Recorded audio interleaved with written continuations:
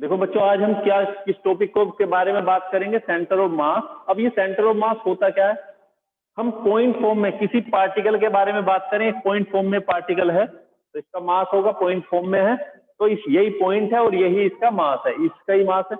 लेकिन पूरी overall body की बात करेंगे तो सेंटर ऑफ मास कहाँ पे होगा? मीन्स उस पूरी बॉडी का मास कहाँ पे होगा? यहाँ रहेगा, यहाँ रहेगा।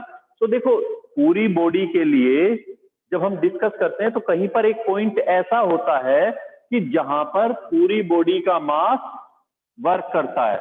ऐसा लगता है, एज्यूम ऐसा होता है कि जैसे पूरी बॉडी का मास कहां पे कंसंट्रेट है? इस पॉइंट पर है। इस पॉइंट पर पूरी बॉडी का मास कंसंट्रेट है। दूसरा, बॉडी के ऊपर जब हम फोर्स एग्जर्ट करते हैं फॉर मोशन के लिए, है ना, मोशन के लिए बॉडी के ऊपर फोर्स एग्जर्ट करते हैं तो फोर्स भी हमें ऐसा एक्सपीरियंस होता है, ऐसा एक्सपीरियंस होता है बॉडी को कि जैसे टोटल फोर्स कहां पर एग्जर्ट है? इस पॉइंट के ऊपर। तो तब उस पॉइंट को हम क्या बोलते हैं? That point is called centre of mass of that body. फिर से, किसी भी बॉडी के ऊपर फोर्स को एग्जर्ट करते हैं। पूरी बॉडी को बनाते समय हमने काफी सारे पार्टिकल यूज किए और उन सब पार्टिकल्स को के कॉम्बिनेशन से बॉडी बनती है। तो इन पार्टिकल के कॉम्बिनेशन से जब ये बॉडी बनती है तो कहीं पर अब देखें कि इसका मास कहाँ होगा। इन सब पार्टिकल का, यहाँ वाले पार्टिकल का मास हम मेजर करने के लिए यहाँ नहीं जाएंगे, यहाँ नहीं जाएंगे, बल्कि हम क्या करेंगे? कहीं पर एक पॉइंट ऐसा होगा जहां पर पूरी ओवरऑल बॉडी के पार्टिकल का मास कंसंट्रेट होगा। एज्यूम होगा कि जैसे टोटल मास कहां पर रखा हुआ है? इस पॉइंट पर। और जब बॉडी को मोशन में रखते हैं, बॉडी को मोशन में लाने का एफर्ट करते हैं तो ऐसा फील होता है, ऐसा एक्सपीरियंस होता है कि जैसे टोटल फोर्स भी इसी पॉइंट पर एग्जर्ट है। तब इस पॉइंट को ही हम कौन सा पॉइंट बोलते हैं? सेंटर ऑफ मास, है ना। अब सेंटर ऑफ मास हर किसी बॉडी के लिए अलग अलग होता है। देखो, हमने बोला कि पूरी ओवरऑल बॉडी बनी हुई है और यहाँ पे सेंटर ऑफ मास है। हमने क्या किया? एक स्फेयर की बात करते हैं तो स्फेयर में कहां पे होता है सेंटर ऑफ मास? उसके सेंटर में। दूसरी हम बात करते हैं किसी रिंग की। रिंग सब समझते हो, है ना, जिसमें बीच से पार्ट, बीच से इंटीरियर स्पेस, ये इंटीरियर स्पेस खाली होता है, वैकेंट होता है। केवल एक लाइन फॉर्म में हमारे पास एक सर्कुलर वे में एक पाथ जैसा सर्कल बनता है और इसको हम रिंग बोलते हैं। इसका सेंटर ऑफ मास भी कहाँ होगा? At its centre. इसका भी सेंटर के ऊपर होगा। इसी तरह से अगर हम बात करें किसी स्क्वायर के लिए, कई बार पूछ लिया जाता है कि इन सब के सेंटर ऑफ मास कहां पे होंगे। हम बात करते हैं किसी स्क्वायर की तो इसमें भी सेंटर ऑफ मास कहां होगा? The point through which two diagonal intersect each other. जिस पॉइंट पर दोनों डायगोनल एक दूसरे को इंटरसेक्ट करते हैं, that is centre of mass. लेकिन हम कोन की बात करते हैं बच्चों, कोन। अब इस कोन के लिए सेंटर ऑफ मास कहां पे होगा? अब सेंटर ऑफ मास कोन के लिए देखो, इसके बेस से कितनी हाइट के ऊपर इसका सेंटर ऑफ मास होता है?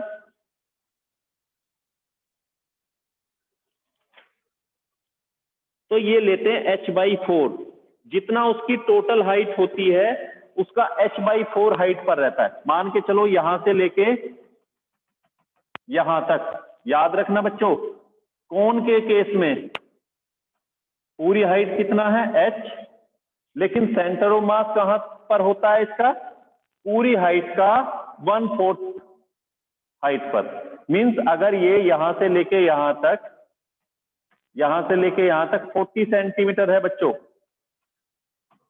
तो 1/4 का मतलब कितना होगा? बेस से 10 सेंटीमीटर की हाइट पर इसका क्या होगा?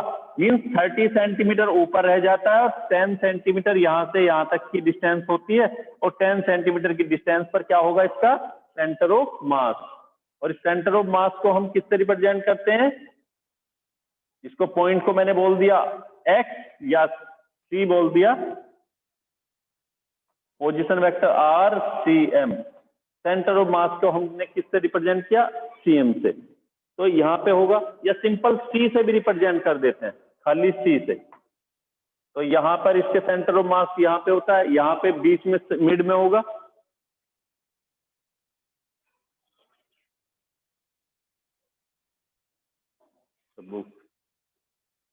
तो कौन के केस में बच्चों सेंटर ऑफ मास कहाँ पे होगा? बेस से 10 सेंटीमीटर की हाइट पर। ठीक है,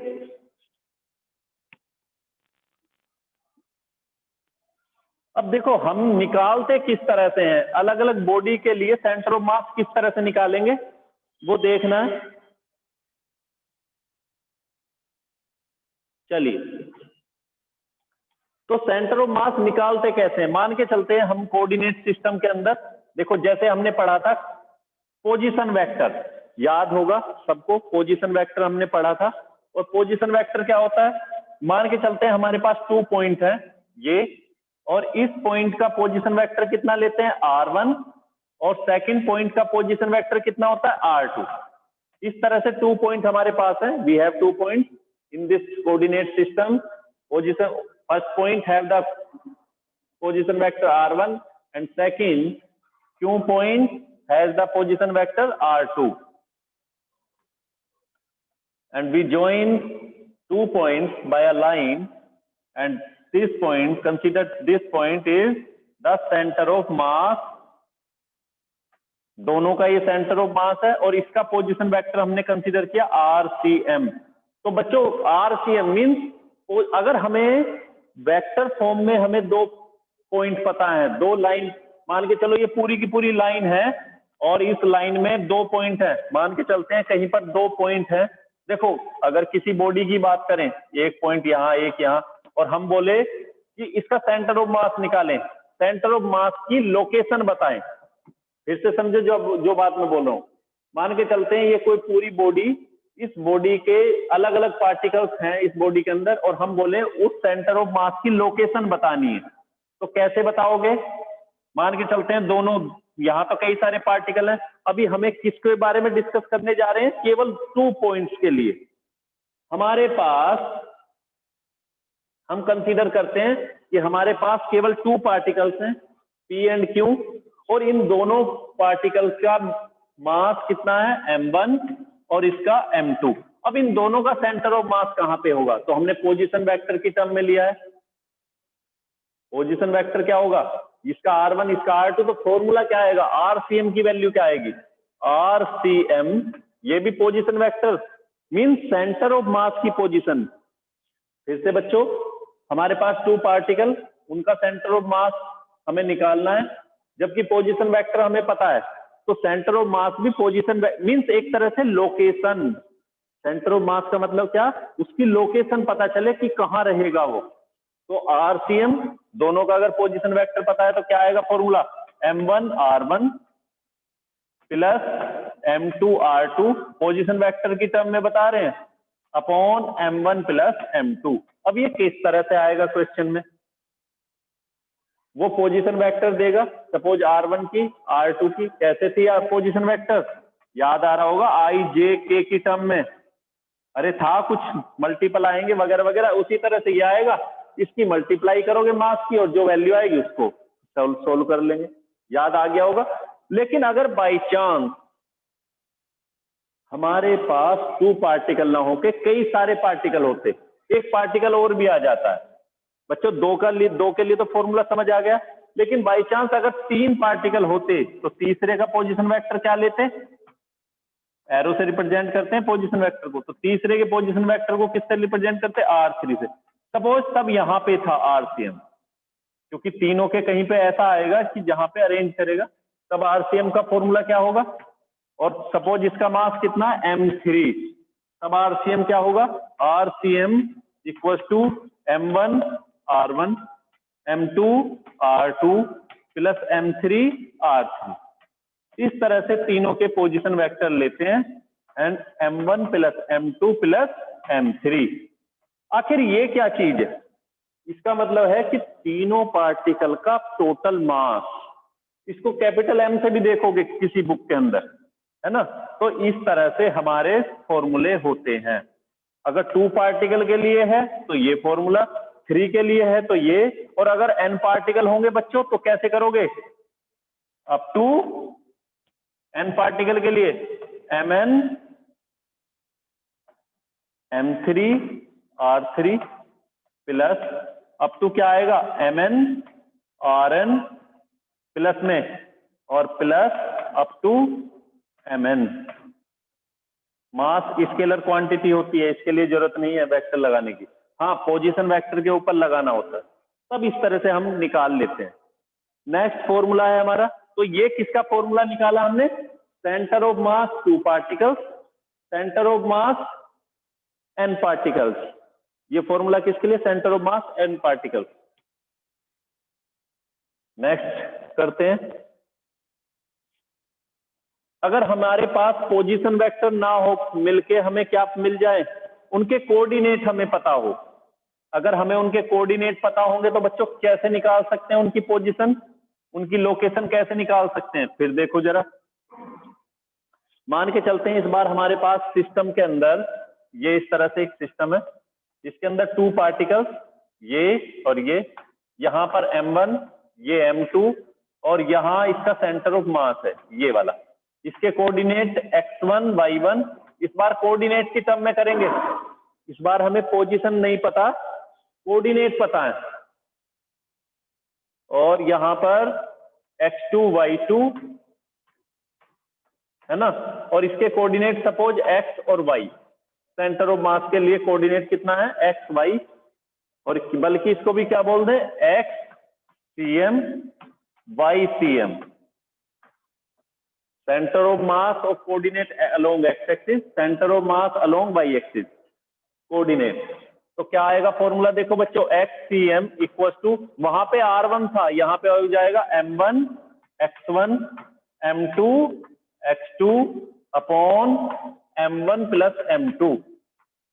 इसी तरह से ycm equal to m1 y1 m2 y2 upon m1 plus m2। इस तरह से।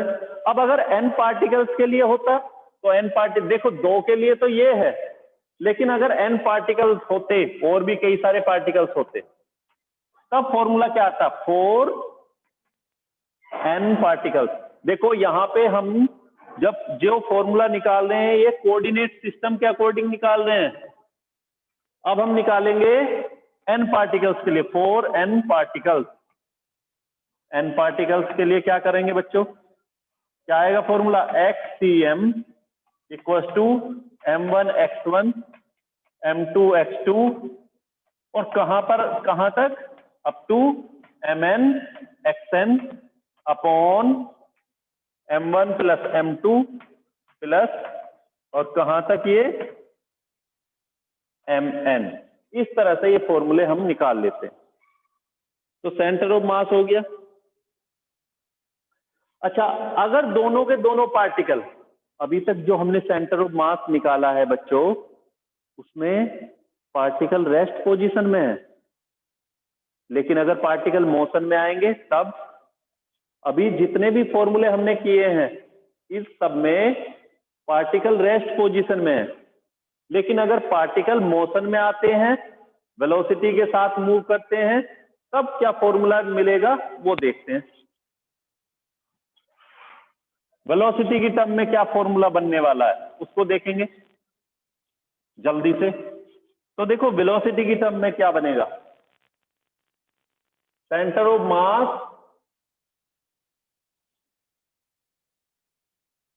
In the term of velocity. Heading है बच्चों, centre of mass in the term of velocity. तो क्या आएगा? सपोज ये पार्टिकल v वेलोसिटी से चल रहा है, इसकी डायरेक्शन कुछ होगी, ये v2 से चलता है। पहले 2 के लिए देखो तो क्या आएगा? तो सेंटर ऑफ मास की, कई बार वो ये भी बोल देता है कि अगर 2 पार्टिकल वेलोसिटी से अलग अलग चलते हैं या सेम चलते हैं तो उनके सेंटर ऑफ मास की वेलोसिटी क्या होगी? तो वो तब कैसे निकालोगे? बताओ बच्चों। VCM। ये VCM का मतलब क्या है? सेंटर ऑफ मास की velocity m1 v1 plus m2 v2। बस याद रखो, पोजीशन वेक्टर में r1, कोऑर्डिनेट सिस्टम में x1 और वेलोसिटी की टर्म में ये, और m1 प्लस m2। इसी तरह से यहाँ x1 x2 की जरूरत नहीं होती, क्योंकि पहला पार्टिकल b से, b1 से, दूसरा b2 से। लेकिन अगर n पार्टिकल्स होंगे तो 4 n पार्टिकल्स। n पार्टिकल्स के लिए क्या होगा बच्चों? VCM, और ये वेक्टर आता है, अगर अपोजिट डायरेक्शन होगी तो नेगेटिव भी लगाएंगे, वरना ये फॉर्मूला है। या तो वो एक ही डायमेंशन के अकॉर्डिंग देगा तुम्हें क्वेश्चन कि दोनों सेम डायरेक्शन में चलते हैं या अपोजिट चलते हैं। अगर अपोजिट चलेंगे तो एक को नेगेटिव साइन के साथ लेना यहाँ पे। तो VCM equal to M1 V1 M2 V2 plus MN VN upon M1 plus M2 plus up to MN। इस तरह से यहाँ पे फॉर्मूला निकालते हैं। इसके बाद नेक्स्ट आता है हमारा, बहुत सिंपल फॉर्मूले हैं। तुमने देखो इस चैप्टर में हमें नेक्स्ट टॉपिक क्या है हमारा? Rotational motion. तो रोटेशनल मोशन क्या होती है? लीनियर मोशन तो तुमने पढ़ा है और रोटेशनल मोशन भी पढ़ा है। बताया था कि लीनियर मोशन में तो क्या करती है बॉडी? एक स्ट्रेट लाइन के अलोंग चलती है, डिस्प्लेसमेंट लीनियर वे में होता है, वन डायमेंशन के अलोंग होता है। लेकिन रोटेशनल मोशन में बॉडी एक एक्सिस के अबाउट रोटेट होती है, जैसे फैन की मोशन। फैन में मोशन यही तो होती है कि फैन के जो ब्लेड हैं वो एक ही बॉडी के अबाउट चलते हैं। तो इस तरह की मोशन को मींस रोटेशन मोशन किसको बोलते हैं? जिसमें बॉडी के बहुत सारे पार्टिकल किसी एक फिक्स पॉइंट के अबाउट राउंड लेते हैं, रिवॉल्यूशन करते हैं, रिवॉल्व करते हैं, दैट इज रोटेशनल मोशन। अब इस रोटेशनल मोशन के थ्रू हमें इक्वेशन ऑफ मोशन पढ़ना है। आपने लीनियर मोशन के थ्रू तो इक्वेशन ऑफ मोशन पढ़ा है। कितनी इक्वेशन पढ़ी थी? 3। कौन कौन सा है देखो जरा, दोनों को इक्वेट करते हैं, कंपेयर करते हैं। फर्स्ट इक्वेशन क्या थी? V equal to u plus a t. Second equation क्या पढ़ा है? H equal to u t plus half a t square. और थर्ड इक्वेशन क्या पढ़ी है? V square equal to u square plus 2AS। लेकिन बच्चों रोटेशनल मोशन के केस में ये दोनों V और U क्या है? Linear velocity. यहां पर U और V क्या है? तो बच्चों हमने ये इक्वेशन पढ़ा है और याद होगा आपको चैप्टर 3 में आपने किए थे, चैप्टर 3 में, 4 में, 2 डायमेंशन वाले में, कि लीनियर वेलोसिटी को U से रिप्रेजेंट करते हैं लेकिन एंगुलर वेलोसिटी को ओमेगा से रिप्रेजेंट करते हैं।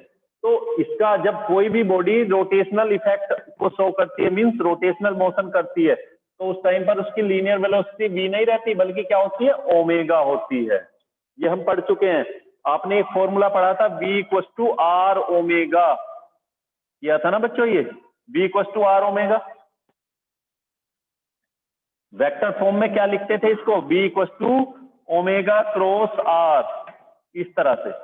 तो उसी तरह से v की जगह क्या आता है? देखो यहाँ पे v रोटेट, लीनियर मोशन में v रहता है फाइनल वेलोसिटी, इसमें क्या आ जाता है? ओमेगा। इसमें इनिशियल वेलोसिटी u होती है और इसमें क्या होती है? Omega naught. इसमें लीनियर डिस्प्लेसमेंट s रहता है और एंगुलर में क्या आता है? थीटा। याद होगा वहां पे बताया था कि एंगुलर डिस्प्लेसमेंट क्या होता है? थीटा।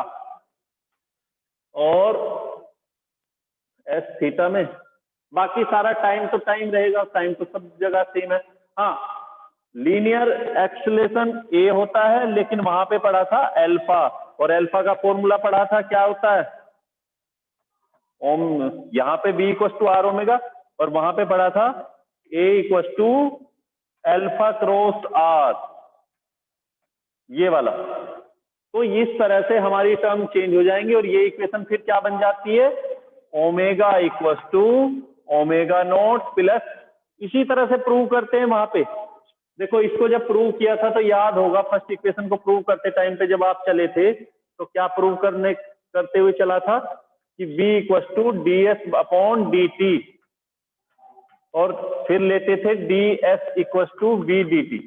तो इसका प्रूवमेंट नहीं आता इस चैप्टर में, इसका प्रूवमेंट नहीं आता, लेकिन हाँ पता होना चाहिए। तो ये समझना, देखना नहीं होगा तो फिर इसको बताऊंगा। तो ds equal to v d t, integrate करते हैं इसको, है ना, लिमिट के साथ, इनिशियल वेलोसिटी और फाइनल वेलोसिटी। उसी तरह से यहाँ पे एंगुलर वेलोसिटी के केस में ओमेगा नॉट और ओमेगा, तो फॉर्मूला क्या बनता है, v की जगह क्या आएगा ओमेगा, मैं पहले ही बोल चुका हूँ, u की जगह ओमेगा नॉट और a की जगह अल्फा t। ये रोटेशनल मोशन की इक्वेशन है बच्चों। s की जगह क्या आता है थीटा, u की जगह क्या आएगा omega naught, t plus half, a की जगह अल्फा t स्क्वायर, और तीसरी आती है v square omega square equal to omega nought square plus 2 alpha theta. इस तरह से हमारी ये तीन इक्वेशन हमें इस चैप्टर में मिलती है रोटेशनल ऑफ मोशन में। वहां पे हमने अलग अलग तरह से पढ़ी थी, यहाँ पे हमारी 3 इक्वेशन इस तरह से हमें मिलेंगी। नेक्स्ट टॉपिक हमारा मोमेंट ऑफ फोर्स, या इसको बोलते हैं टॉर्क। हो गया होगा, मैं समझता हूं ये। तो नेक्स्ट टॉपिक है बच्चों हमारा मोमेंट ऑफ फोर्स। अब ये मोमेंट ऑफ फोर्स क्या होती है ये समझना है।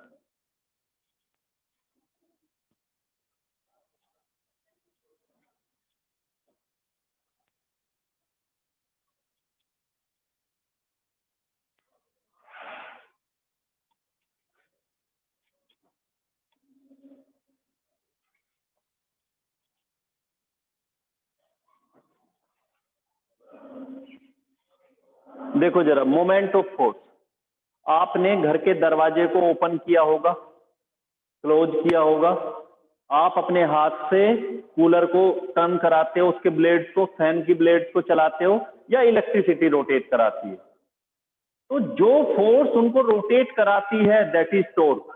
फोर्स कहना गलत होगा, क्योंकि फोर्स किसी बॉडी को लीनियर वे में लीनियर डिस्प्लेसमेंट कराती है, लेकिन टॉर्क किसी बॉडी को एंगुलर डिस्प्लेसमेंट कराती है।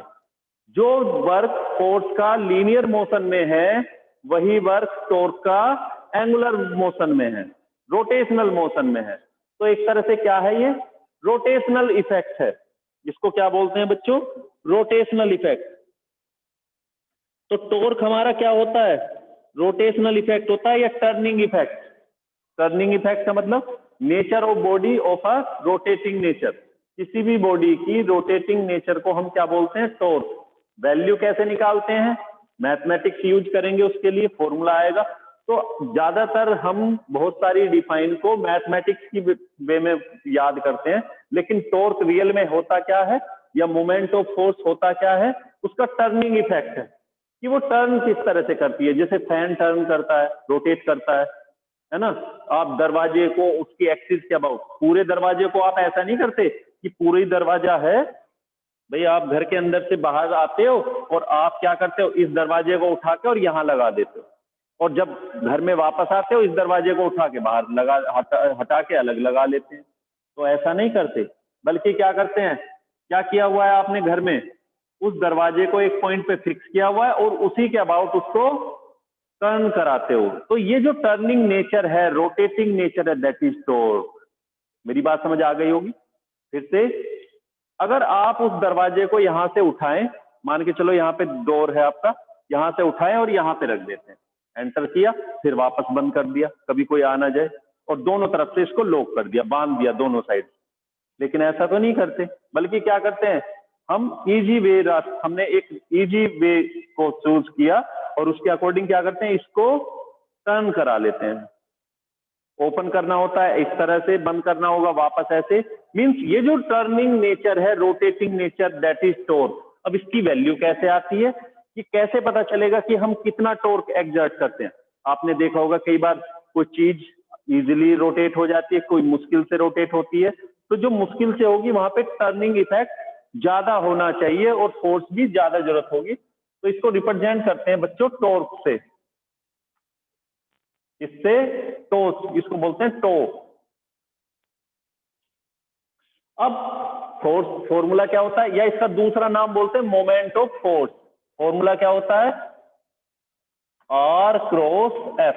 ये एक वेक्टर क्वांटिटी होती है और इसकी डायरेक्शन कैसे निकालते हैं, जिस डायरेक्शन में आप मान के चलो डोर को